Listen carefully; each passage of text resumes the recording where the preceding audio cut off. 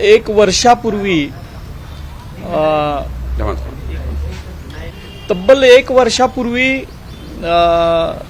प्रशांत कोरटकर नावाच्या नागपूरमधल्या एका व्यक्तीनं रात्री 12च्या दरम्यान फोन करून छत्रपती शिवाजी महाराज, राजमाता जिजाऊसाहेब, छत्रपती संभाजी महाराज यांच्याबद्दल अपमानजनक वक्तव्य केलेली होती. आणि आपल्या सगळ्यांना माहीत आहे की त्याच वेळेला आम्ही त्याच्यावर गुन्हा नोंद करावा, स्वतः आम्ही डिव्हिजनमध्ये जाऊन तो गुन्हा नोंद केला. आणि ते संभाषणाचे जे काही सगळं होतं ते मोबाईल आम्ही त्यांना दिलेला होता, पोलिसांना होता. मग नंतर त्यांना आणलं इथं, जे काय आरोपी होते त्यांना इथं आणलं. त्यांना परत 14 दिवस पीसी मिळालेली होती. या सगळ्या गोष्टी आपल्याला माहीत आहेत. पण आता त्याला 1 वर्ष होत आलं तरी सुद्धा अजूनपर्यंत जी काय ते चार्जशीट होऊन ते पुढं सगळं प्रकरण जायला पाहिजे होतं ते गेलेलं नाही.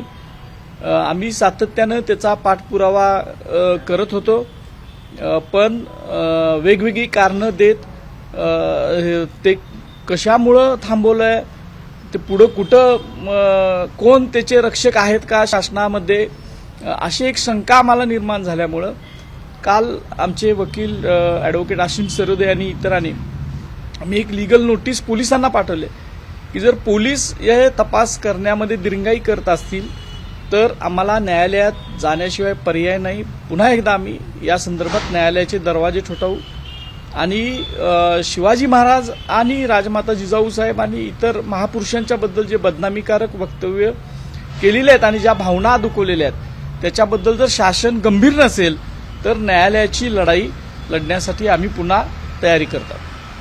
यातले 2 प्रश्न अतिशय महत्त्वाचे आहेत की ज्या वेळेला आपण गुन्हा दाखल केला आणि गुन्हा दाखल केल्यानंतर चार्जशीट हजर करावी लागते, परंतु चार्जशीट हजर करण्यापूर्वी या सरकारनं महापुरुषाचा अवमान झाल्याबद्दल जी परवानगी दिल्याशिवाय चार्जशीट घालता येत नाही हे कायद्यात अभिप्रेत असल्यामुळं अजूनपर्यंत राज्य सरकारनं कोणतीही परवानगी दिलेली नाही. आणि फॉरेन्सिक लॅबला जो आवाजाचा नमुना गेला त्याचीही तपासणी आज अखेर या सरकारनं दाबून ठेवलेली आहे. जोपर्यंत फॉरेन्सिक लॅबची जो काही निर्णय तो येत नाही तोपर्यंत शासनाला महापुरुषाचा अवमान झालेल्याची परवानगी देता येत नाही. आणि हे सगळे असे अडक करून हा चार्जशीट दाखल करण्यामध्ये हा खोडसाळपणा केलेला आहे. त्यामुळं आम्ही सगळे इंद्रजित प्रेमी या शासनाचा जाहीर निषेध करतो.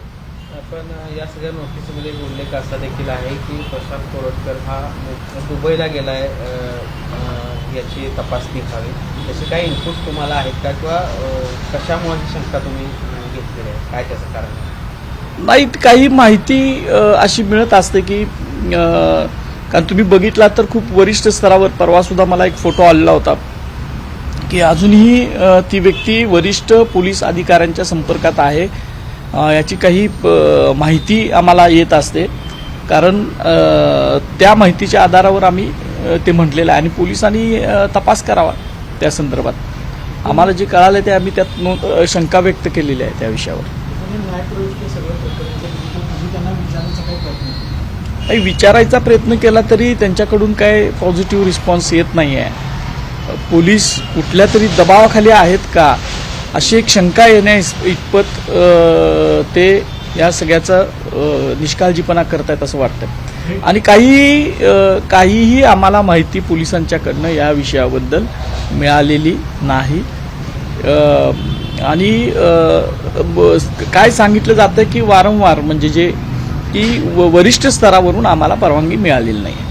आता वरिष्ठ स्तरावर म्हणजे कोण हे आपल्या सगळ्यांना माहित आहे की वरिष्ठ स्तर म्हणजे गृहमंत्र्यांच्याकडून या सगळ्यावर कारवाई होणं अपेक्षित आहे आणि ती काय अजूनपर्यंत झालेली नाही. एबीपी माझा, उघडा डोळे बघा नीट.